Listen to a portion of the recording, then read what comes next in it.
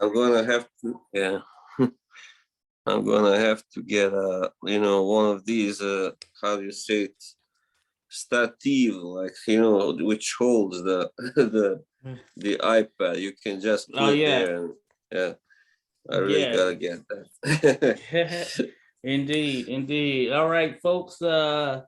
86 Boxing, Joshua here, of course. Then Slaven of Boxing Haven in the mix. Once again, we're here to discuss boxing. Welcome, welcome. Thank you all for being in attendance. So, how's it going for you, Slaven over there, or Slavin, whichever one? How's it going for you over there in Norway? Yeah, it's pretty, not such a great weather, but yeah, it's rather warm anyway. It's not too cold, so we're holding Okay, up. not Yeah, bad. Yeah, yeah. We have the sun out here today. It has been pretty cold as of late, but today it feels pretty good. We'll see how it looks by the time we hit nightfall. But interesting times, of course, with the climate and all. yeah, So, big boxing weekend, of course, this past weekend, we had a lot of good stuff going on, and it's, of course, highlighted by the marquee fight, the main event, the biggest fight of the year, arguably, between Canelo Alvarez and Caleb Sweethand Plant. Now, this was a fight for the undisputed claim at 168 pounds. All four belts were on the line. We're talking IBF, WBO, WBA, and WBC. I mean, the ring was there, I believe. I believe that was into yeah, the fold. And we're talking lineal and all that. So this was for all the marbles. This was down to the last two. And it turned out to be a very good fight. And I think that Caleb Plant made a good showing for himself. Of course, for those that don't know, it mm, ended up being an 11th round stoppage win for Canelo Alvarez. That being said, it didn't tell the entire story of the fight because Canelo did have some trouble figuring out Plant early on. What were your thoughts on that fight, Slaven? yeah. I agree. Plant did a really good showing, and yeah, I mean, he definitely created some problems, and well, actually, I thought he kind of looked tired, in the last couple of rounds. So maybe that's why he did get stopped in the end. I don't know, really. He did kind of lose some steam, but Yeah. he had some pretty good moments. Like that flurry in round 9, I believe he had when he hit Canelo with like 5 or 6 punches clean. Yeah. So yeah, before that, he also caught him coming in a few times. Yeah, and but unfortunately for Plant, he's not really hard or big puncher. So Oh, that's yeah, definitely. he really lacked, in order to make an upset. And yeah, Canelo just got to him eventually, as usual, as he does usually. Yeah, it was a good fight, definitely. Yeah, pretty good Yeah. fight. So I was actually pretty surprised by how good Caleb Plant's defense was early on. He was doing a lot of glove blocking. So of course the crowd was with Canelo, which is going to be the case 90% of the time, or Yeah. 99% of the time he's fighting. And Caleb Plant was actually blocking a lot of the shots that Canelo was throwing, regardless of the crowd Mm, reaction. And that was surprising for me because I knew Plant was very elusive and defensive, but I wondered how he would hold up against Canelo. And I think that he showed that, hey, he's got an A+ defense when it comes to him really applying that early on, regardless of course, yeah. him sort of gassing out and losing that steam at the end. Early on, his defense was really showing, and I mentioned probably in the Billy Joe Saunders fight, the Canelo Billy Joe Saunders, that uh, Yeah. Billy Joe Saunders had frustrated Canelo a little bit for the first time in a long time. And I think that Caleb Plant took that a step even further. And Definitely. he really had Canelo frustrated early on with an inability to really land anything clean. And I Mm, think that made the difference in terms of Plant being able to last for as long as he did. And he did have a good offensive showing as well when he was able to put some punches together and land on Canelo cleanly. And the size difference was very apparent as well. Caleb is a fairly solid and big 168 pounder, so you could see that. And I think that played into it as well for Canelo as he was trying to work his way in and land something. Yeah. Yeah, definitely. Yeah, I mean, Plant really has a good defense. Yeah, you must give him a credit. And I didn't really follow him that much before, but I did watch like a video where that was really like emphasized his how good a defensive fighter he is. You know, it's just that like I said, sometimes like against Caleb Truax, he really wants to look good, you know, and then he takes a few more punches than he would normally, you know, because he is more like gets so offensive. Yeah. So, but yeah, I think definitely the problem was that he simply got worn down and, you know, worn out eventually by Canelo's constant attacks. And in round 11, as I said, he really did look tired and, you know, gassed and all that. And I know that coming into it, sort of Canelo's camp corner and all of that, they were banking on the latter part of the fight being the part in which they would dominate. And it turned out to flow exactly as that. I remember coming into this fight, I had predicted Canelo stopping Flynn in the 6th. And you were spot on. You were saying you think it might go about 11 rounds. So kudos to you on that. My prediction game sucks. But hey, you're good. You need to start placing bets on these things. You know. Yeah, sometimes I had a feeling simply that it would like end like late, like this in 11th round. So, and before, you know, I used to do pretty good job at predicting fights, but then for a while I had some, you know, some big misses as well. So I don't know about betting, but anyway, this time I really nailed it. And you know what? I think what added an extra sort of stamp in Canelo's regard is the fact that I know for myself, I had Caleb Plant up. I was scoring the fight. I had Caleb Plant up by 2 rounds. And I know there are others in the boxing media in the world or fans and just in general who probably had Caleb Plant winning at that particular point. And so Canelo, I'm sure he probably had some sense of things and he remained steadfast and he was able to get that stoppage, because if it would have went to the cards, even though Canelo was starting to come on, and he would have likely won those last 2 rounds, which would have left it a draw for me. I think it would have been very interesting had it gone to the cards. Yeah, but you know, the establishment is sort of more on Canelo's side, I would say, or more, you know, likely to lean towards the golden boy, like the golden boy of golden boy, like. So, but yeah, I thought it was, you know, I've seen one report where this guy gave Plant like 2 rounds, and that was round 1 and round 3 or something only. And I didn't think it sounded right, you know.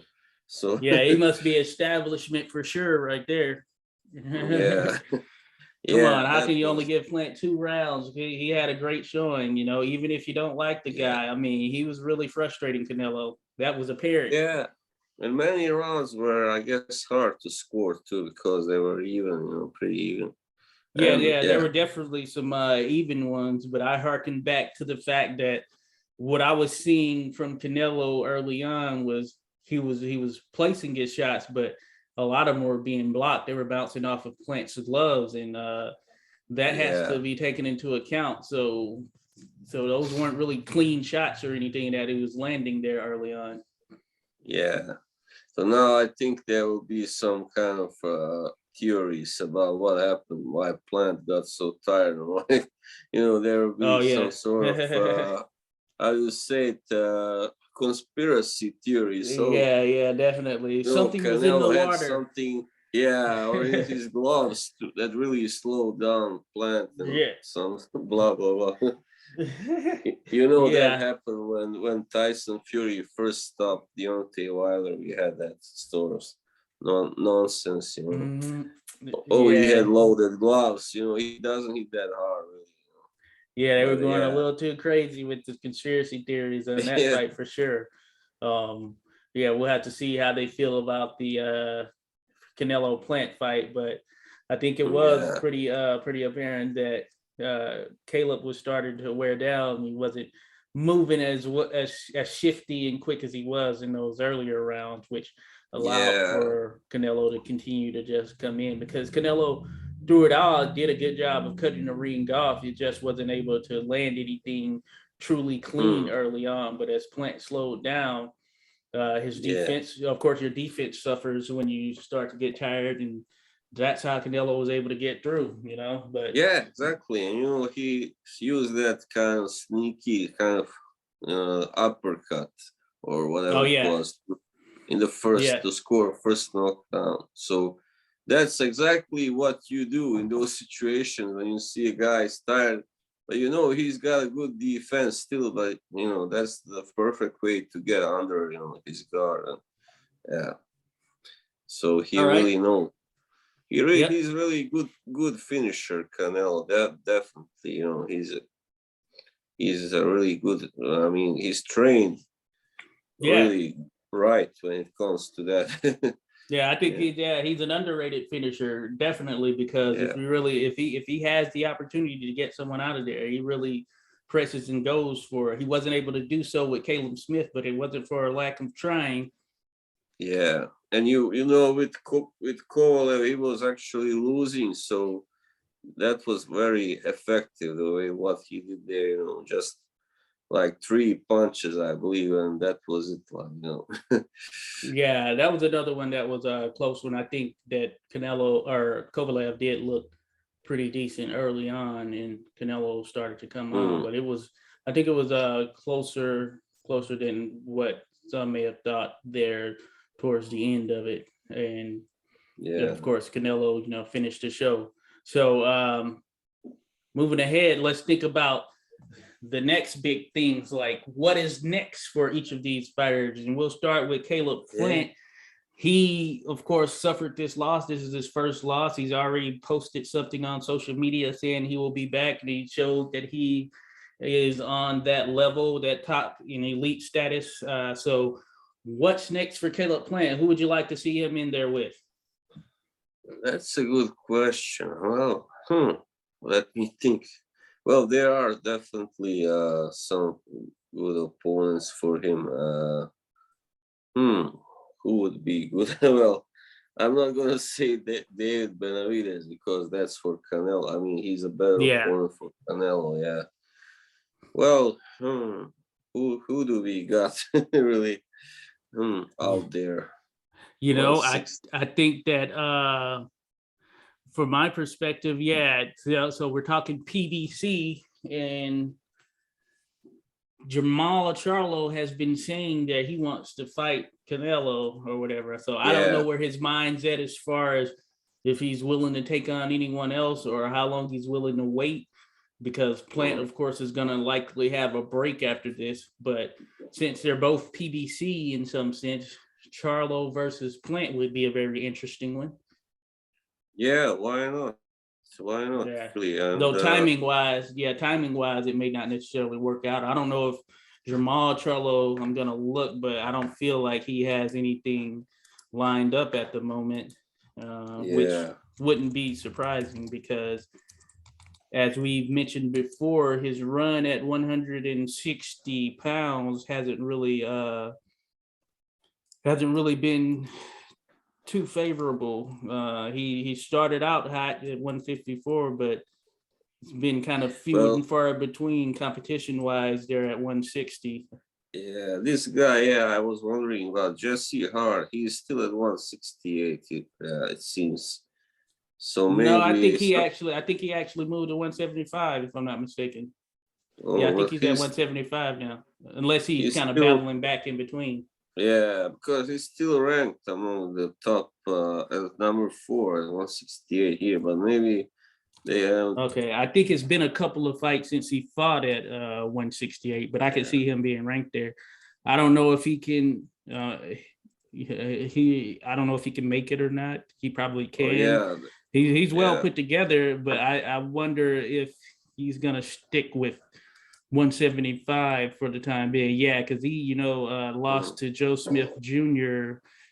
And then he beat Mike Guy. He had the fight lined up for November 27th, actually. And let me see, where is this? It says super middleweight, so maybe he's going back down to super middleweight, like you mentioned.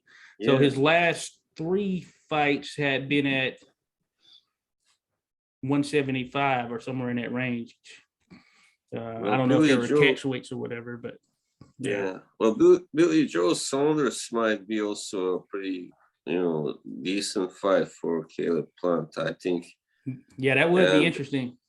Yeah, because both have now been beaten by Canelo, so it would be like, who is the second best in the division, that sort of stuff. Yeah. Dude, I'm gonna look, see who else is here in or around 168. So Daniel Jacobs, I don't know what's going on with Jacobs. Then he would be an interesting one, but yeah, I don't know what's going on with him. David Benavidez, of course, may be in that running for Canelo. Then you get to the likes of guys like John Ryder, who's a decent UK fighter. Tough guy.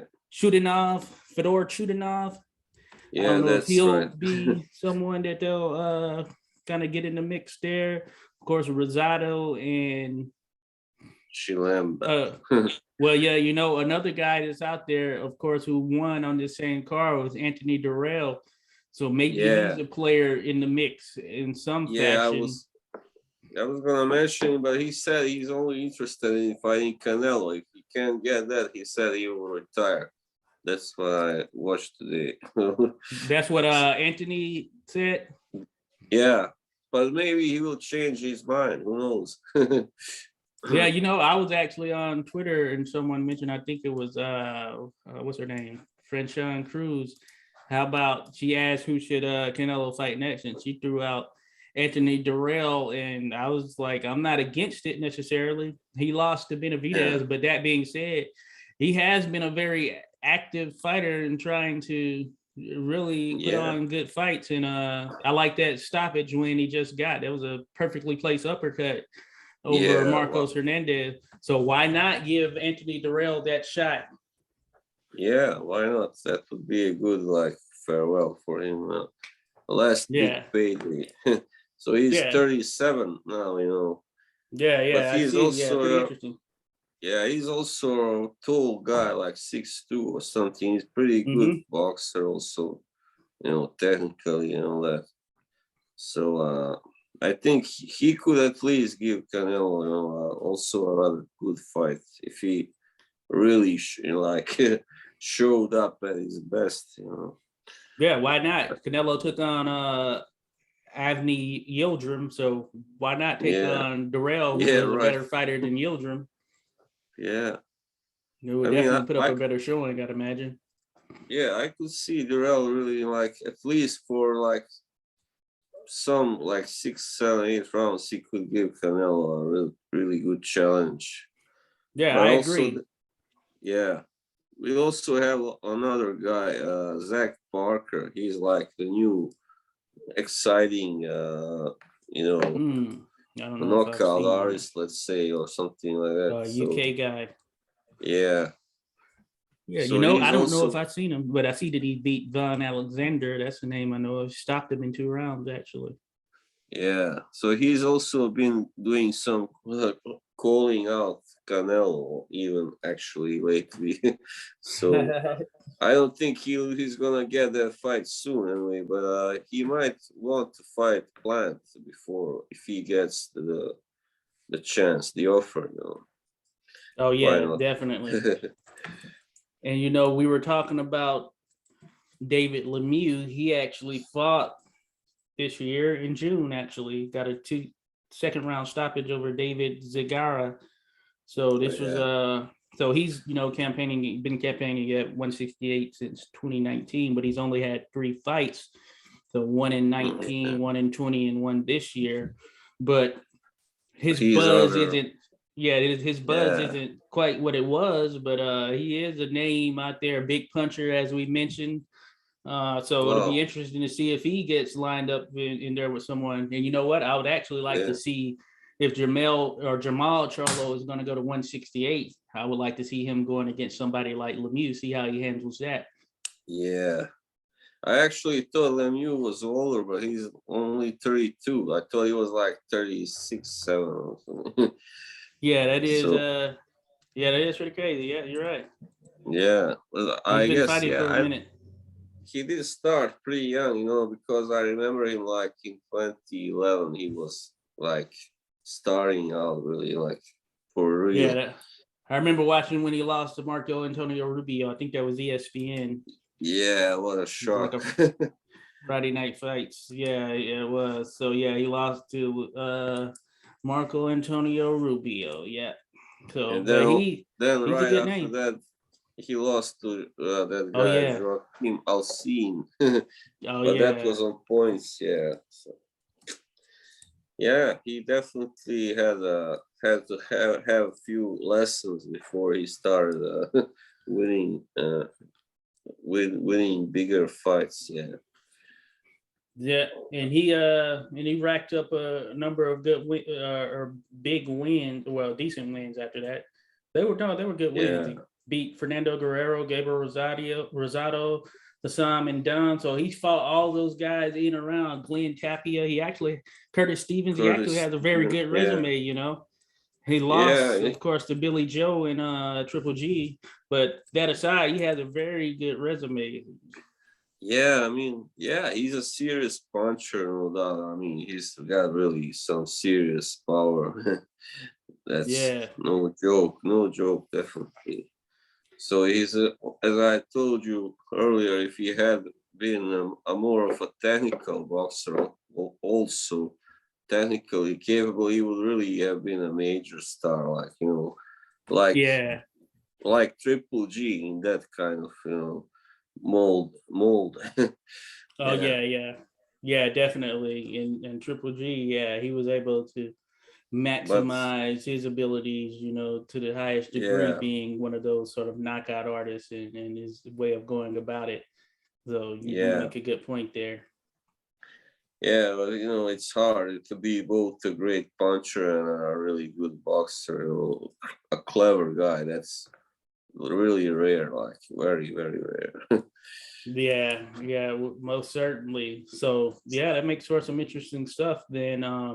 And as far as Canelo, of course, he's the quote unquote cash cow. So everyone wants to fight him. If you're at 160, 168, 175, of course, everyone wants Canelo, and it's a matter of who he ultimately feels that he wants to get in a ring with and who fans are clamoring for. And I know we discussed it. Maybe a guy like David Benavidez offers him the type of fight that would stretch him a bit more, Yeah, definitely. I think, he would be like the toughest challenge right now for Canelo. Probably, I would say so. And maybe Jamal Charles also. Yeah, I think so. But the problem is we don't know how well he would grow into this division. So I mean, when it comes to power and all that. So we need to see. I think he's had some solid. That the Derevianchenko win was a very good win. And it's really a matter of, after that he fought the guy Juan Montiel, but I just feel like he's kind of out of sight, out of mind in some sense. With he's only fought once in 2020, and of course once this year.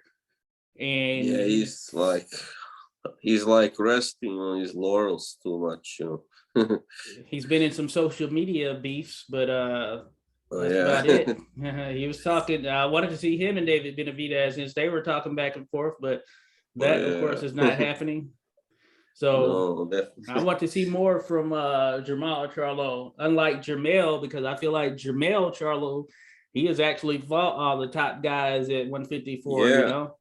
Win or yeah, loss, it's you been, know, he's fought all the top guys. Jamal, we can't say the same about. yeah, Jamal really has a much better record when it comes to that. Yeah, definitely. He's really keen on taking all the best, fighters in his division. So while Yep. Jamal is doing more like of a cherry picking, as I say. Yeah. Yeah, and you know, I thought that Jamel lost against Brian Castano, but that being said, he has been willing to step in the ring with anyone at 154 as it relates to trying to unify those titles, you know. Yeah, definitely. And I kind of knew Castano was really good. I mean, well, really, really world class when I first saw him Yeah. fighting like 2 years ago. I believe I stumbled upon him. So I said to myself, this guy, he is really gonna be something soon, like a big name. Yeah. Yeah, Yeah, and you know, and yeah, I think what actually solidified it for me was you know, him being in there with the likes of Erzlandi Lara. And yeah, even though it was a split decision, I know many thought that Castano won that fight. oh yeah, Uh, right, but hey, yeah, you know, it's kind of like that sometimes. I actually saw him at well, I was there. He took on Wally Omatoso, who's at Motos, the yeah, MGM Grand here. I kind of missed pretty much the bulk of that. I came in there right at the end because I had went to grab some coffee or something. But mm-hmm. Wally was on a little run and it was looking pretty good, and he took him out. And then for him to be able to beat Patrick Texiera, who was a solid fighter, you know. Yeah, Yeah, hey, and now doing this, even though it was a draw that many think he won, myself included. Hey, Castano is the real deal. yeah, definitely. He's a very tough guy too. I mean, he also took some good shots against Jamal, and yeah, Yeah, he's he a did. really, yeah, very like physically talented, I would say, fighter. Yeah, athletic, but also good technician, good, pretty much good in all fields, I would say. Yeah, Oh yeah, definitely. Now, I wanted to go back a little bit because, of course, we didn't really get to chat over a long course of time, but there were some other very good fights that took place that have gone on over the last several weeks. I'll start yeah. with, were you able to catch Jamal James against Batayev, Oh Radzab, I no, guess that's his name. no, sadly But no. remember, I know that we had discussions about it, and I felt Yeah, that Batayev was going to stop Jamal James, just looking at the pressure that he applies and his ability to just take shots. And that ended up being the case. It turned out to be a very good fight for Batayev. Jamal yeah, James, he was game the entire time, but he was essentially broken down, and all of his yeah. best shots, Batayev was actually just taking them in stride, and he kept coming Mm, forward. There's something about those Eastern European, well, yeah, Eastern European, you know, he's yeah. from a certain part of Russia, and it's what I'd say, they're just built different, you know, because he was just taking and dishing, you know. Yeah, those guys are just thick, tough, and yeah, I mean, like former Soviet school, that's really some serious shit. Yeah, yeah, definitely some tough cookies there. And Yeah. also Jerron Ennis took on Thomas Delorme on the 30th as well. This was on that Oh same yeah. card. And Lord. Ennis destroyed Delorme basically. Yeah, Now, I I was. figured he was going to get the win anyway, but the fashion in which he did it, he showed that he means business, and he is very much a player there at 147, regardless of who he's in with. Yeah, he's like the new exciting fighter in that division. Yeah, I really can't. I'm really looking forward to see more of him in the future. Yeah, definitely. I did see that knockout. Yeah. Yeah, he had Delerme out of there, and he actually said that based on the questioning from Jim Gray, if it were up to him, who he wants next is Errol Spence, which I think would be a very Oh good yeah, one. The question is dynamite. whether or not, yeah, the question is whether or not Errol Spence would want to fight him, especially coming off of Yeah. the retina surgery or whatever it may be with his eye. Yeah, there are a lot of question marks right now around Errol Spence. I think. Yeah, like his Yeah. shape and how much he is willing or motivated to fight guys like Crawford or some of the other top guys. So Yeah, yeah, so it should be interesting. So it'll be interesting to see who he gets next. That this being Ennis, but you make a good point because we're gonna get Crawford Porter. We can talk about that fight yeah, as well, and I'd imagine the winner of that fight may ultimately face off with Ugas. So I mm, think that's probably how things will play out for next year in terms of the first like major fight at 147, which means that yeah, we're looking at sometime later in the year, and maybe Errol Spence will be back then. Who knows? He had been fighting hopefully. at like twice a year, I guess, at this point, and it'll be Mm, interesting to see how he looks and if he's going to take some type of tune up or whatever when he comes back, which may very well be the case. mm, yeah. Well, we'll see. Now, were you able to catch Micah Garcia when he fought? I forget who he took on, but he took a loss, right? Yeah, that's right. Wait, did I? Let me see who I might he. have Let me see who seen. he fight. And I felt that, yeah, he. Oh yeah, Sandor Martin. He was a guy out of Spain. Oh yeah, Yeah, that's right.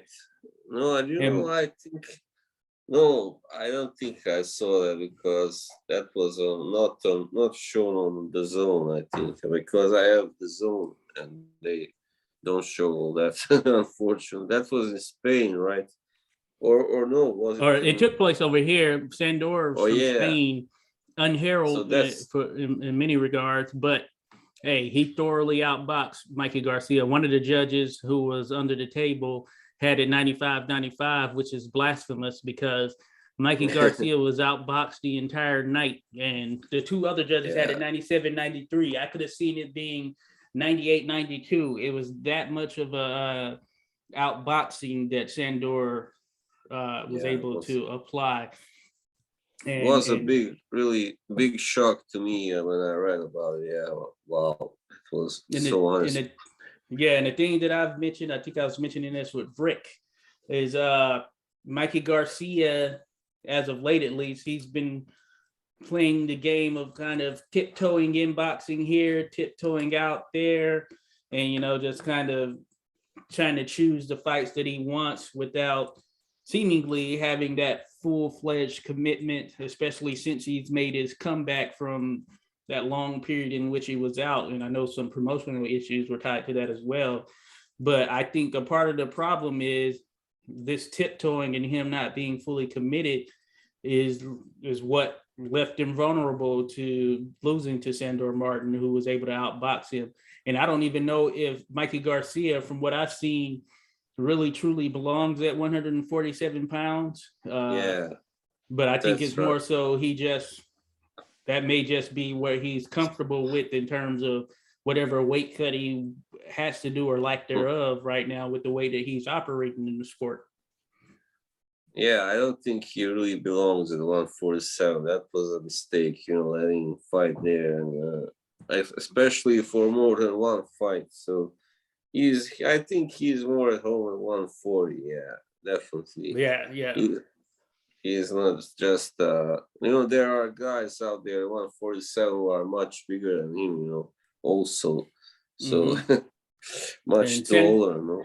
Yeah. Sandor Martin wasn't regarded as someone who was like a huge puncher or anything, because he only had 13 knockouts in his Right. 39 wins. But that being said, he was bigger. He Yeah. was He's a fast. He boxer. was just better in many facets. He was bigger. He was faster. Micah Garcia, he landed a few things, but nothing really nothing that put Sandor Martin in trouble at any point. And Micah Garcia's campaign at 147 thus far has been thorough loss to Errol Spence, win over Jesse Vargas in what was a decent fight, and then a thorough loss to Sandor Martin. So it's a matter of where does he go from here? And I was mentioning the tiptoeing. So he's only fought once in 2019, once in 2020, and this fight he just lost in 2021. So I don't even know if he intends to sort of bounce back and try and make up for this or what, because he seems to be kind of saddling the fence, I would say. Yeah, I mean, I think the problem is he was always used to destroying his opponents, when he was at featherweight and super featherweight, lightweight, and suddenly he came up to this division where it wasn't so easy, with those bigger guys, and he had to rely more on boxing skills. And I don't know if there was just something that didn't work so well for him in that division, 147. Yeah, and I know it's been mentioned before as well, even by his brother Robert Garcia, that Mikey doesn't necessarily really like boxing like that. He does it or whatever, but it's not like a passion of his, and maybe that kind of what it ultimately boils down to. Yeah, and he's always been a knockout artist, a very, very offensive guy, and he's never been a defensive fighter at all, No. So when he had to do that also, I guess he just couldn't do that well enough. And that's why when he had to think and be clever and all that, he just wasn't able to do that well enough. Yeah. I think that might be the reason. I'm not some trainer or whatever. But Yeah, and I guess, and if you really kind of just look at the landscape of 147 in general, he just doesn't fit. I don't see him beating any of the guys who are there in title contention.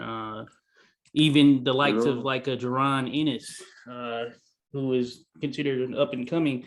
I don't see Micah Garcia doing much with him because he's bigger. He's been fighting at 147, and he's shown that he's explosive, has pop in either hand, and he can fight from whatever stance. So Mikey is just kind of out of place there. So it'll be interesting to see what he does going forward. And he wouldn't fare any better if he goes to 154. So his best bet is going down. Yeah, I think he will probably wind up retiring or something. I don't know. He's 33. Yeah, 33. Or soon to be 34, I believe, something. Oh, yeah. I believe, he was like born in December 87. I don't know. So, okay, so he'll be 34 here in a month or less. Yeah, he's so much younger than Robert that I sometimes forget that they are actually brothers. Yeah. Not his uncle, right? Yeah, Robert looks so much older also, now. So, but their oldest brother is actually born like, I think 66 or something. So Danny, I think his name is, So, yeah. That's good. That's good stuff. He's like 21 years old. Yeah, older than Mikey. Yeah, that is pretty crazy. Yeah. Hey, there's another fight. Jose Cepeda took on Jose Vargas. I don't know if you're able to catch that knockout. This was a guy who I guess he was out on social media and he was really getting at Cepeda, and he ended up getting the fight. I saw something alluding to him being ranked like 53rd in the welterweight division or the 140-pound division or something like that. He had been on TV a few times, and he had undefeated, or he wasn't undefeated actually. He had one loss that was back in 2016, but Zepeda blasted him in one round. Yeah, he didn't have any win of significance, as a matter of fact, now that I'm looking at it. So Zepeda was able to just blast through him in one round, and all of the talking and back and forth, and he really was getting at Zepeda and causing their stir to weigh in press conferences and things of that nature, grabbing Zepeda's belt, and it turned out to backfire on him. Yeah. I think he was trying to do that because he saw Shakur Stevenson do that with Jamal Harry, and it backfired on him. But he got blasted, and it wasn't even a contest. But I like Zepeda. There wasn't much to see, so I like Zepeda, and I saw something that said he could potentially be taking on. I need to look this up. It's a significant name there at one. Oh yeah, Jose Ramirez.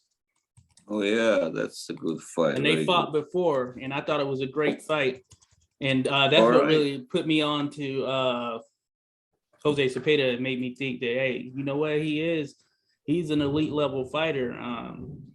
So it'll be interesting.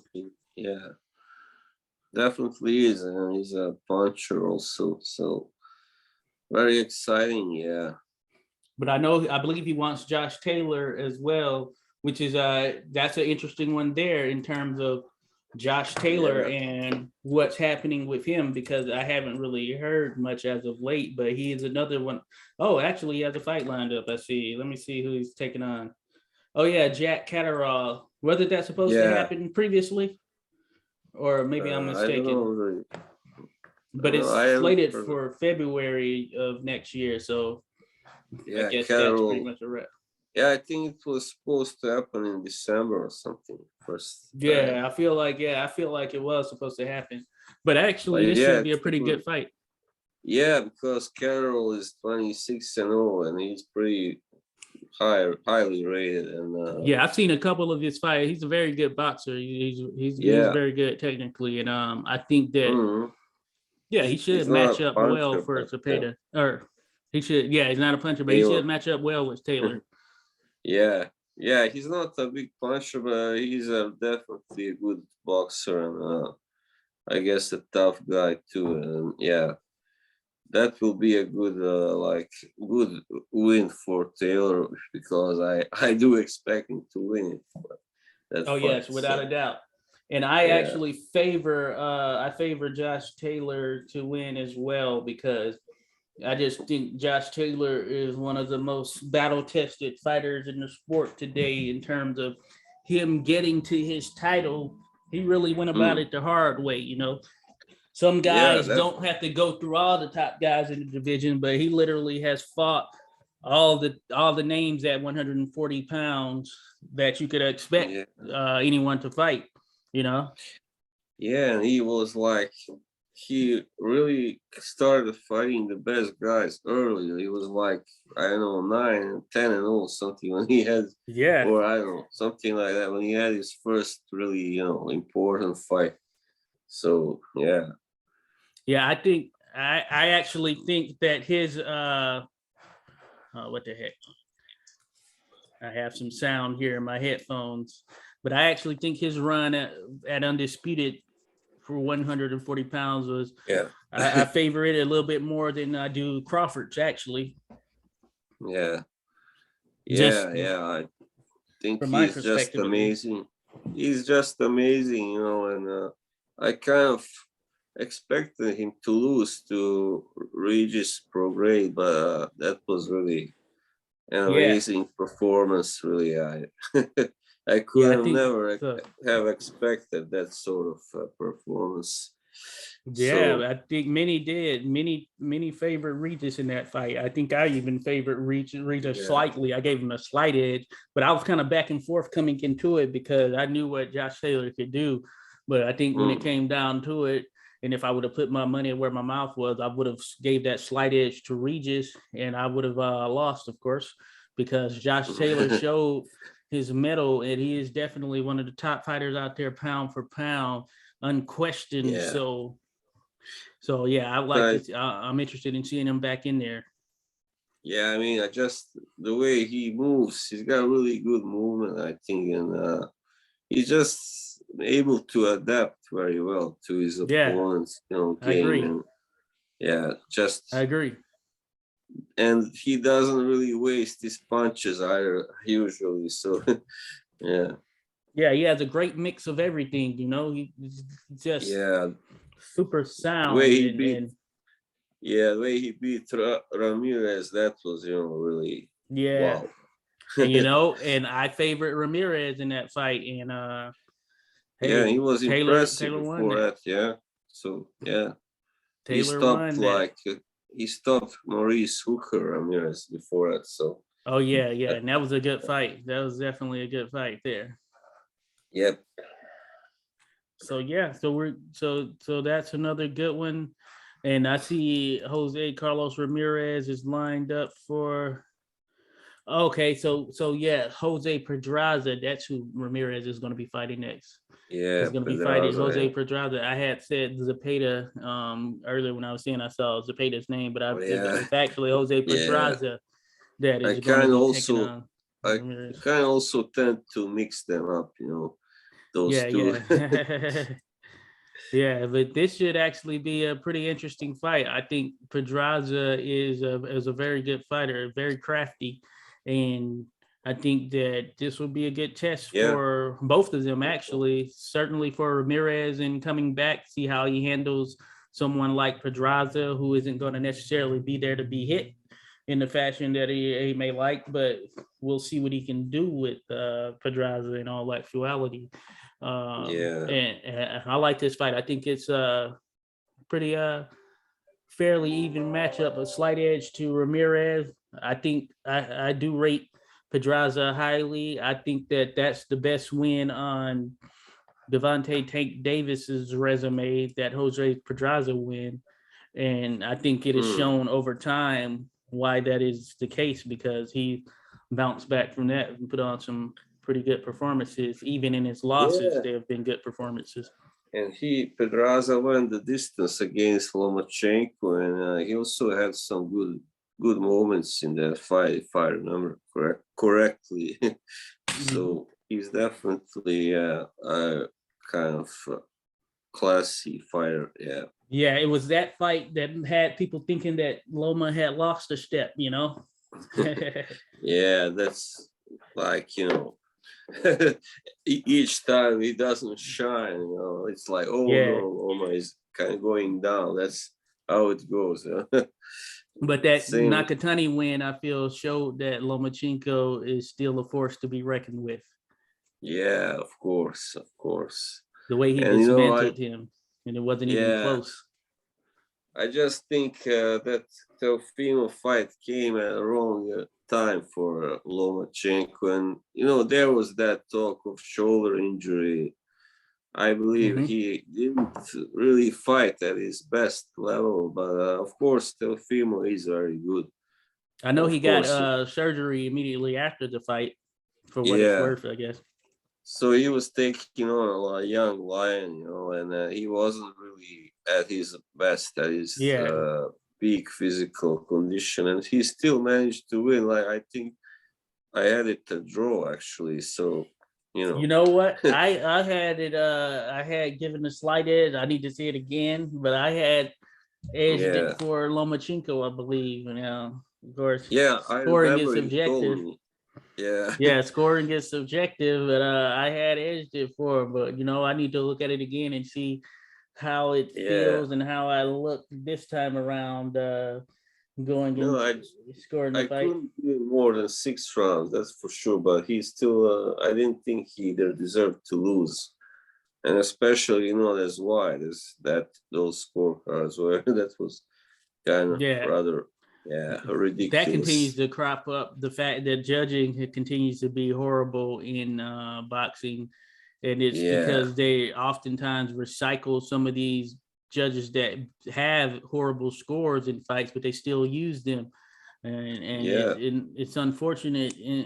And as a matter of fact, I was mentioning that the Michaela Mayer Hamadouche fight that took place this past Maiva, Friday. Hamadouche. Maiva. Yeah, Yeah. so I told you it's a fight of the year candidate. They were really banging and bringing it. I recommend checking it out. Now, in that fight, one of the judges had Michaela Mayer winning every round, I believe, if I'm not mistaken, which was absolutely insane. If you see the fight, you'll see what I'm talking about. And that is a huge problem. And like, what happens to this judge? This judge, I presume nothing, but it was absolutely insane that this judge would give every round to Michaela. And you have to see the fight to see that there's a huge injustice there.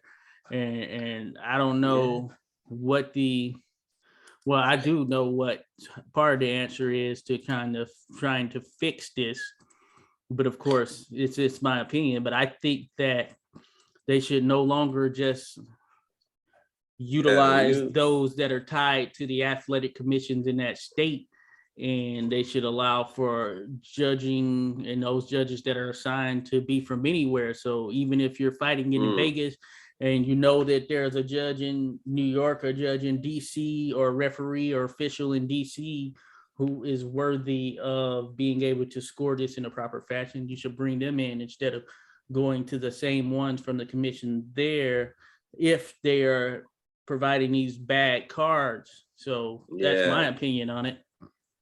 Really, I wholeheartedly agree, and I think only like I don't think many enough are aware of that problem in the United States. But people like you who have worked in that, how you say it, in that system.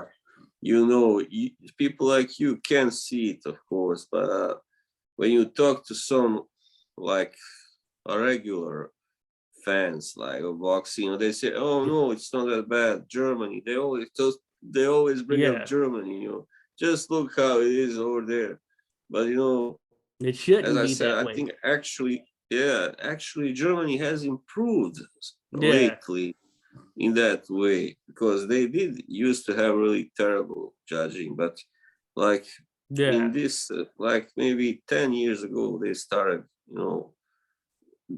doing a lot better in that perspective. So definitely. And matter of fact, I've been back in the mix, but I even here, of course, I officiate on the amateur side here in the US. I've done a number of fights, judge and all that stuff, officiated or referee in the ring and all of that. And judging is even a problem in the amateurs as well. It's an amateur problem. Now there are things that USA Boxing, for instance, and I believe AIBA as well, who handles the international, they've tried to put into place. They had this like rating system that they were trying to go about.